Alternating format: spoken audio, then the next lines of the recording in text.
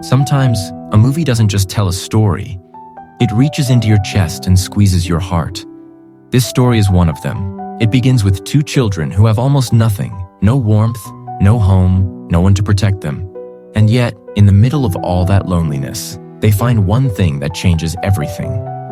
Hello everyone, welcome to ScreenVille. Today we step into Hardy Paws, a story of enduring love, silent sacrifices, and hope that refuses to fade.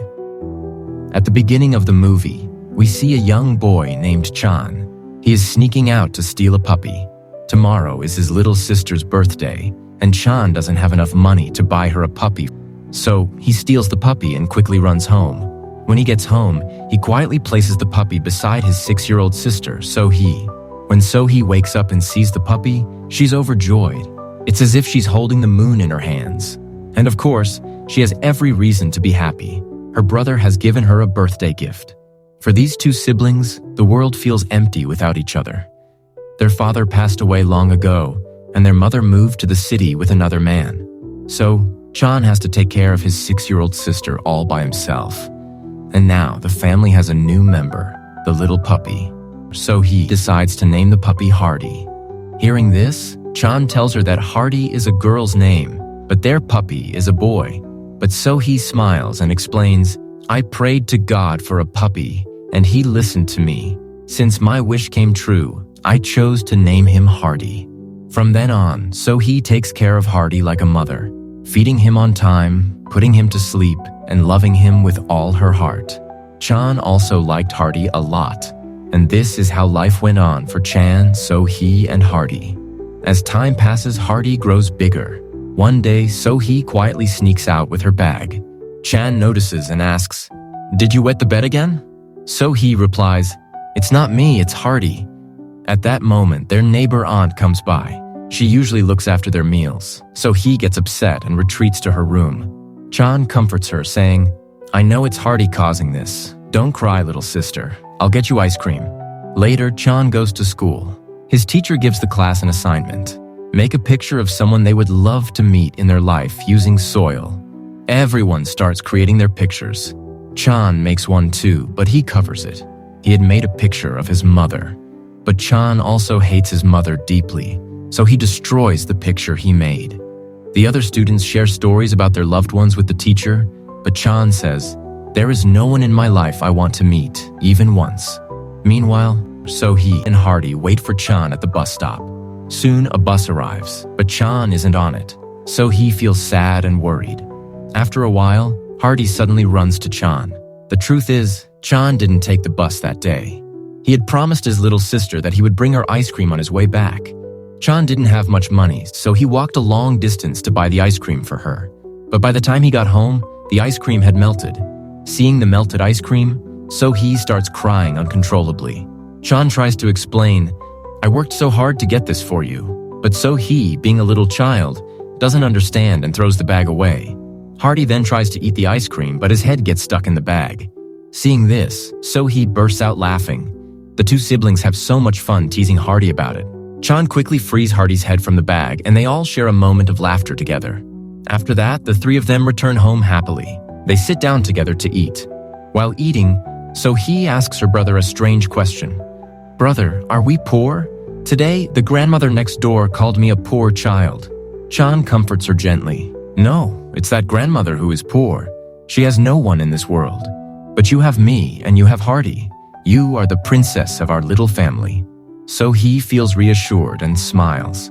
The next day, Chan's aunt tells him, "We've been transferred. We have to leave this place very soon, but we don't have the means to take both of you with us." Then Chan's uncle tells him, "Your mother will never come back. She has gone with another man. Don't wait for her. You should take your little sister to an orphanage. At least there, you will have enough to eat." Chan feels heartbroken as he leaves. His aunt follows him and gives him some money and an address that belonged to Chan's mother. Meanwhile, Sohee has drawn a picture. She hangs it on the wall and tells Hardy, "We will never leave each other." But the picture falls off the wall and slides under the cupboard. Hardy notices it. The next day, Sohee waits at the bus stop for her brother. After a long wait, she falls asleep.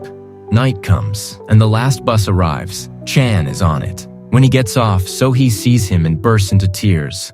"Brother, I thought you had left me just like mother," she cries. Chan hugs her and says, "This is our home.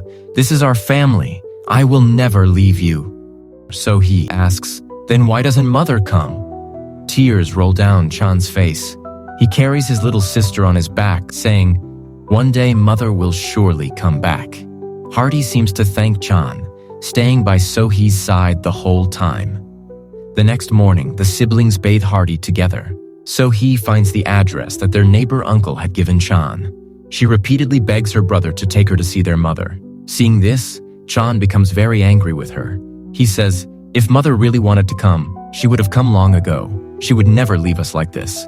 Chan tries to take So-hee's school bag to throw it outside. So-hee cries and pleads, saying, "This is the last memory I have of her. Please don't throw it away."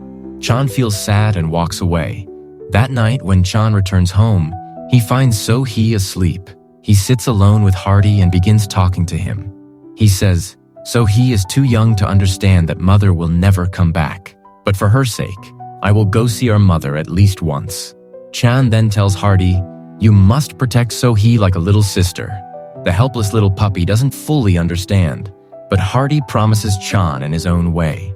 The next morning, Chan takes his little sister to go ice skating to cheer her up. They have a lot of fun together. At one point, Chan feels a sudden stomachache and rushes off to a nearby bush. Meanwhile, a kite falls a short distance in front of Hardy. The puppy goes to retrieve it, but the ice is very thin. The ice breaks, and Hardy falls into the water. So he sees this and quietly steps forward to help, but the ice beneath her feet is also thin. From a distance, Chan sees what is happening and desperately tries to warn her. Before he can reach her, So-hee falls through the ice into the water. Chan runs with all his strength to save his beloved little sister, but some bystanders stop him because if he went onto the ice, he would fall in too. The fatherless girl drowns in the freezing water. Hardy manages to come out, but So-hee doesn't. Her bag is left floating on the ice. Chan cries uncontrollably. He returns home and sits in front of So-hee's painting, tears streaming down his face. In this small room, he will never again hear his little sister call him brother. Chan sits silently in a corner, and Hardy comes to him, searching for So-hee's painting. In anger and grief, Chan pushes the puppy away. He blames Hardy for his sister's death, thinking that if the puppy hadn't gone after the kite, So-hee would still be alive. From that day, Chan despises Hardy. Afterward, Chan sets off for the city. He had promised his little sister that he would find their mother at least once. Hardy follows him, but Chan throws stones at him to drive him away. The helpless puppy doesn't understand why Chan is treating him this way. Chan arrives at the train station and buys a ticket to the city. From afar, Hardy sees him, but Chan silently boards the train. The train departs, and Hardy desperately tries to catch it, running after it as best as he can. But he can't keep up. In the city, Chan arrives at the address he has, his mother's home. But the house is locked from the outside. Chan waits on the stairs for his mother. Late at night, she finally returns, accompanied by her boyfriend. She is shocked to see Chan and calls him inside. Her boyfriend leaves. Chan's mother asks, "Did you come here for money?" At that moment, Chan is about to tell her about his sister's death. But a call comes from her boyfriend. She reassures him that the children will not interfere in their relationship, and she plans to give some money to Chan and send him and his sister to an orphanage. Chan hears this and no longer wants to tell his mother about So-hee. After eating, he lies down. Meanwhile, Hardy has followed the train line and walked a long distance. The puppy is starving. He approaches a man for water, but the man drives him away. Hardy manages to grab some bread from another person and eats it, though it isn't enough to fill him. Hardy then sees a couple eating nearby. He performs some playful tricks, and the couple happily gives him some bread. Finally, Hardy feels a little full. He then continues walking along the train line, heading toward the city. The next morning, Chan's mother leaves some money in an envelope beside his pillow. She tells him, "I'm leaving for America very soon with my boyfriend. Take this money and leave this place." Even with his eyes closed, Chan hears everything. He realizes that his mother has not a single ounce of love for them. When she leaves, Chan leaves the money behind and quietly walks out of the house. Meanwhile, Hardy is shown walking and finally reaching the city. Chan boards a bus where two children around his age are begging. They claim that they have come from a village to the city looking for their parents, but they haven't found them and have no money. People keep giving them money out of pity. Chan sees himself in their struggle and feels compassion. He gives them some of the money he has. At the same time, Chan's mother is preparing to leave for America with her boyfriend. Chan arrives at the train station, and the two children from the bus follow him there. Seeing them, Chan asks, "Did you really lose your mother?" They tell him, "We don't even know who our parents are. We are orphans. We beg like this and sometimes lie. When we saw you, it felt like you had no one in your world. If you want, you can stay with us. Many kids your age are with us." The two children take Chan to their boss, who treats him very kindly. That night, they all eat together. Chan still has his sister's bag with him. Their boss says, "If you leave this bag here, it might get stolen. Put it in a locker." Chan takes the bag and locks it away. Meanwhile, Hardy searches for food in a nearby trash bin. He spots Chan from afar, but before Hardy can reach him, Chan leaves. Hardy smells the bag and realizes it belongs to So-hee. He stays near the locker all night. In the morning, he mistakes another child for So-hee, but soon realizes his mistake. Meanwhile, Chan is begging with the children on the train. When the train guards notice them, they chase them off and the three run to the station outside. There, a crowd has gathered around Hardy. Stray dog catchers try to take him away, but Hardy refuses to leave So-hee's bag behind. Seeing Hardy in danger, Chan feels a flicker of compassion. He says, "This dog is mine," and saves Hardy. Hardy is overjoyed and follows Chan, though Chan keeps trying to drive him away. At one point, Hardy follows Chan all the way to his home, where all the children live together. The children are amazed when they learn how far Hardy has traveled. But Chan still feels no warmth toward the puppy. Peter, their caretaker, approaches to befriend Hardy, but Hardy barks and scares him away. One of the girls with Chan tells him, "We will take Hardy begging with us starting tomorrow." Peter agrees. The next day, Chan sets out begging with Hardy as usual. When they get tired, they give Hardy a bowl of milk. Soon after, Hardy vomits. Chan looks at the milk carton and realizes that it has expired. Anger surges in him, and he throws a stone at a glass in the shop. After that, they board a bus to go home. Along the way, Hardy spots a girl who looks like So-hee.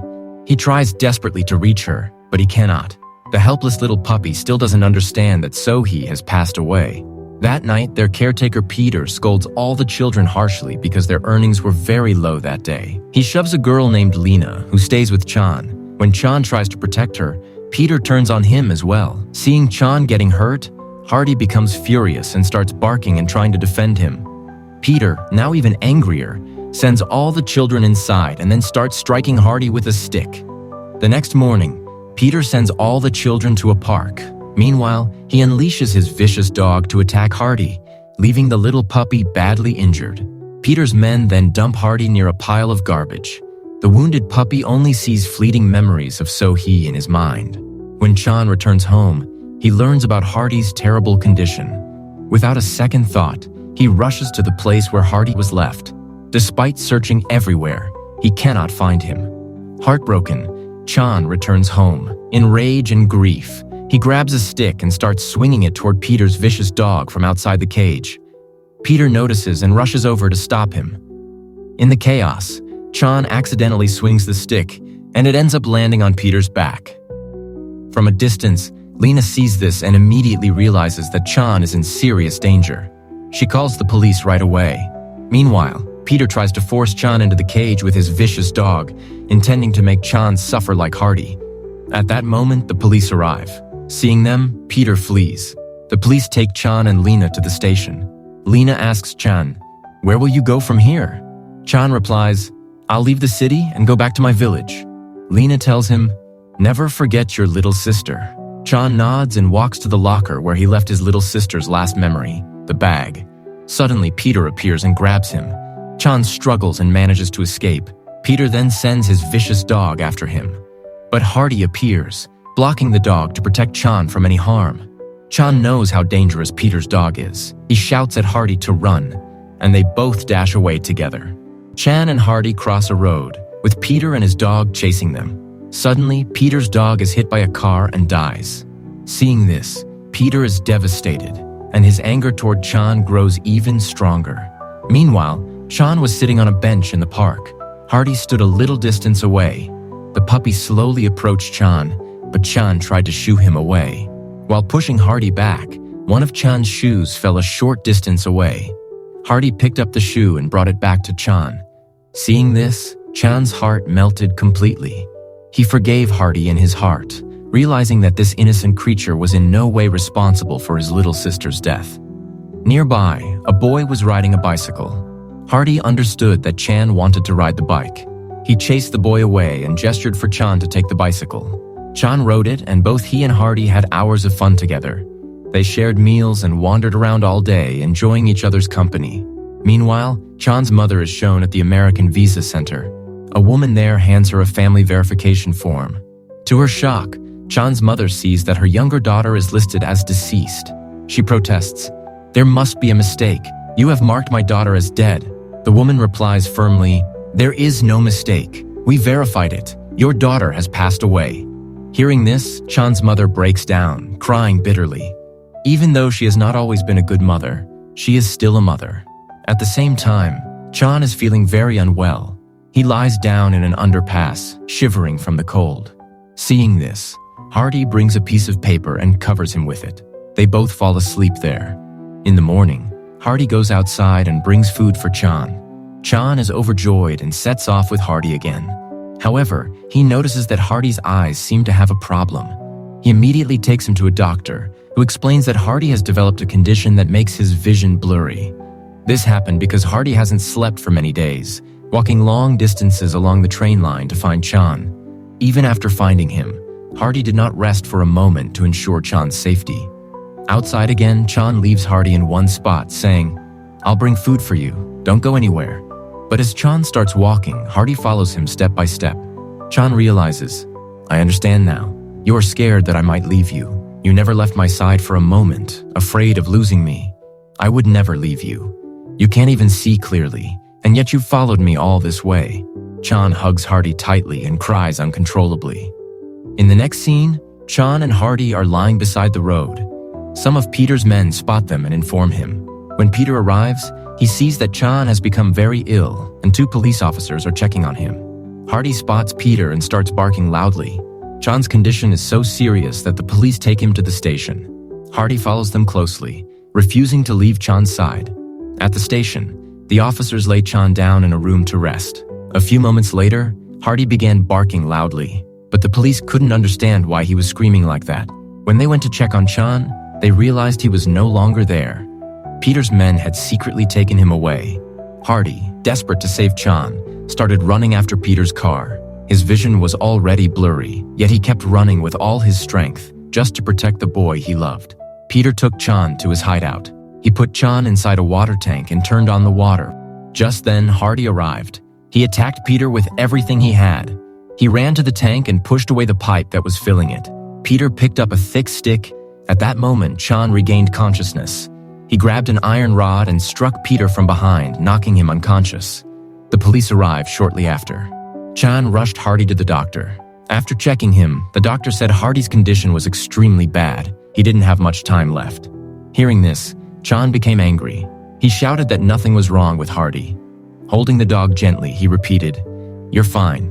We'll go back to our village. This selfish city isn't for us. Nothing will happen to you as long as I'm alive." Meanwhile, the police had informed Chan's mother. She arrived and broke down crying, begging Chan to forgive her. Chan replied, "Even if I forgive you, can you bring So-hee back? Can you make Hardy healthy again? Everything happened because of you." The police drove Chan and Hardy back to their village. Returning home, the 2 of them fell asleep, but Hardy's eyes were fixed on the bottom of the cupboard, the same spot where So-hee's painting had fallen. Hardy had never forgotten her, not even for a moment. The next morning, Chan woke up and couldn't find Hardy beside him. Stepping outside, he saw Hardy lying near the gate. Chan gently petted him and said, "Want to go to our old place? The bus stop where you and So-hee waited for me every day?" Chan carried Hardy to the bus stop. Sitting there with Hardy in his arms, he said, "Today, I want to tell you something. I know you don't understand human words, but I'll still say it. I stole you from your mother because So-hee really wanted a puppy. I gave you to her on her birthday. I know it must have been painful for you to live without your mother. And when So-hee died, I blamed you. It wasn't your fault. I hit you so many times, yet you never left me. But look, our own mother left me without a second thought. Forgive me, Hardy." The helpless dog lay quietly in Chan's lap, listening to every word. Chan hugged him tightly and whispered, "In this world, I have no one but you. Hardy, please don't ever leave me." But Hardy was already living his final moments. Finally, letting go of all the love and memories he held, Hardy passed away, leaving Chan completely alone. When Chan realized Hardy was gone, he clutched the lifeless body tightly and cried out in unbearable pain. A few more days passed.